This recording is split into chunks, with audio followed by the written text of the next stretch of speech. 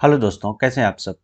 दोस्तों, यहाँ पे बैंक निफ्टी और निफ्टी के live analysis, live market analysis में करने जा रहा हूँ। और जैसे कि आप देख सकते हैं, मैंने 2 दिन पहले बताया था कि हमारा जो टारगेट है 41,000 के आसपास का हमारा टारगेट फाइनल होगा और आपको 2-3 दिन में ये टारगेट मिल सकता है। तो आप देख रहे हैं, सिर्फ 2 ट्रेडिंग डेज हुए और आज ये तीसरा ट्रेडिंग डेज हुआ। और इसी तीसरे ट्रेडिंग डेज में आपको ये टारगेट मिल गया, जो कि है आज अभी ट्रेड कर रहा है 41,300 का हाई इसने बनाया है। अभी ट्रेड कर रहा है 41,240-250 के आसपास। तो देख रहे हैं दोस्तों, ये होता है एनालिसिस। इस तरह से आप एनालिसिस करके अपना भी ट्रेड प्लान कर सकते हैं। और मैंने आपको बताया था कि आपको कहाँ पे एग्जैक्ट, कहाँ पे किस लेवल पे आपको बाइंग और किस लेवल पे आपको सेलिंग करनी है। कल का जो अगर ये रेड कैंडल आपको दिख रहा है, ये बेसिकली एक्सपायरी मूव था। ठीक है, तो इसको ज़्यादा कंसिडर नहीं करेंगे। और लेकिन यहाँ पे जो चार्ट पैटर्न मेरे को दिख रहा था, बहुत ही अच्छा चार्ट पैटर्न यहाँ पे दिख रहा था। अगर आप देखेंगे तो यहाँ पे एक डोजी बनाया, उसके बाद ब्रेकआउट दिया, फिर एक दिन होल्ड भी किया, उसके बाद आज एक काफ़ी अच्छा रैली दिया, काफ़ी अच्छा यहाँ पे ब्रेकआउट दिया। तो इसके बाद का हमारा अगला मूव क्या हो सकता है, क्या हम कुछ कर सकते हैं, उसके बारे में मैं डिस्कस करूंगा। तो चलिए, अगर यहाँ पे मैं वो कर देता हूँ, 15 मिनट का चार्ट अगर मैं यहाँ पे लगाऊंगा। और उससे पहले मैं एक और चीज़ बताना चाहता हूँ कि मैंने आपको वीकली जो हमारा एनालिसिस है, उसमें मैंने आपको बताया था कि यहाँ पे डबल बॉटम बन रहा है।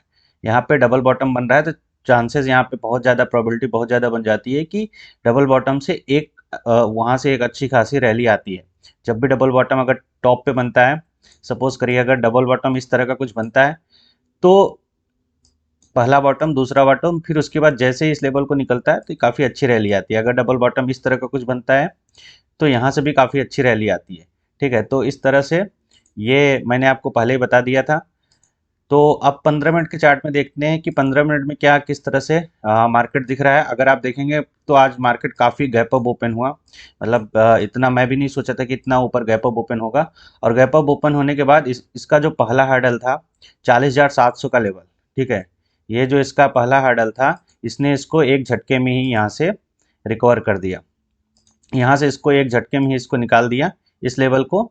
और उसके बाद यहाँ पे कहीं भी मार्केट नहीं रुका। आप देख रहे हैं, एक भी यहाँ पे रेड कैंडल नहीं बनाया है, जब तक ये 41,200 के ऊपर जाकर ये क्लोजिंग दी। और एक भी यहाँ पे इसने रेड कैंडल नहीं बनाया है। ठीक है, तो आप देख सकते हैं कि किस तरह से यहाँ पे बाइंग हुई है। बेसिकली ये बाइंग इसलिए भी हुई है क्योंकि कुछ लोगों का स्टॉप लॉस यहाँ पे पड़ा हुआ होगा जो सेल करके गए थे। ठीक है, तो जब भी गैप ओपन हुआ वो होल्ड करके रखे होंगे, लेकिन जैसे ही इस लेवल के ऊपर निकला, तो वहाँ से वो अपना सारे पोजीशन को रिकवर करने लगे और वहाँ से एक अच्छी खासी रैली हुई, शॉर्ट कवरिंग हुई 41,000 के आसपास। ठीक है, और मार्केट 41,200 के आसपास जाकर यहाँ पे थोड़ा सा, यहाँ पे अभी प्राइस एक्शन अपना दिखा रहा है।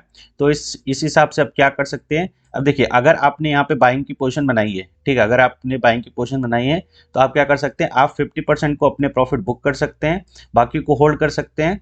ठीक है, और आपका जो स्टॉप लॉस होगा वो टाइटली स्टॉप लॉस इस लेवल पे लगाना है, जो कि है 41,000 के आसपास का। 41,000 के आसपास का आपका एसएल होना चाहिए पोजिशनल बेसिस पे, अगर आप कल के लिए कैरी फॉरवर्ड कर रहे हैं तो। और अगर आज का मार्केट जो है, अगर आज का मार्केट जो है 41,200 के ऊपर की क्लोजिंग देता है, तभी आपको पोजिशनल ट्रेड लेकर जाना है, कल के लिए कैरी फॉरवर्ड करना है।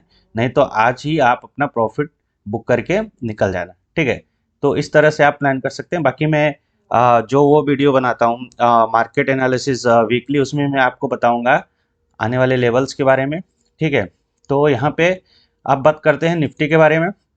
निफ्टी में मैंने बोला था कि अगर 17,000 का लेवल, 17,400 का लेवल अगर ये ब्रेक करता है अपसाइड, तो यहाँ से हमें एक रैली देखने को मिल सकती है। और इसने 17,400 के लेवल को यहाँ पे ब्रेक किया, और उसके बाद अभी मार्केट चल रहा है 17,600 के आसपास। ठीक है, 17,600 के आसपास मार्केट चल रहा है।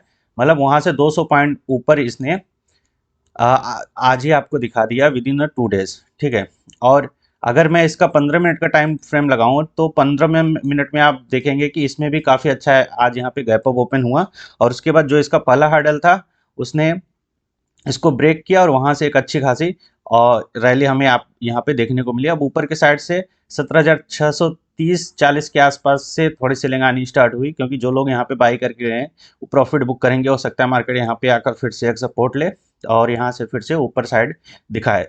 तो इसमें भी अगर आपको पोजिशनल लेकर जाना है, तो अगर इसके ऊपर की क्लोजिंग चाहिए जो कि है 17,550। अगर इसके ऊपर की क्लोजिंग मिलती है तो आप पोजिशनल लेकर जा सकते हैं। और जैसा कि आप यहाँ पे देख रहे होंगे, जो इसका यहाँ पे मेजर रेजिस्टेंस है, जो इसका यहाँ पे मेजर रेजिस्टेंस है, ये था मेजर रेजिस्टेंस, ठीक है।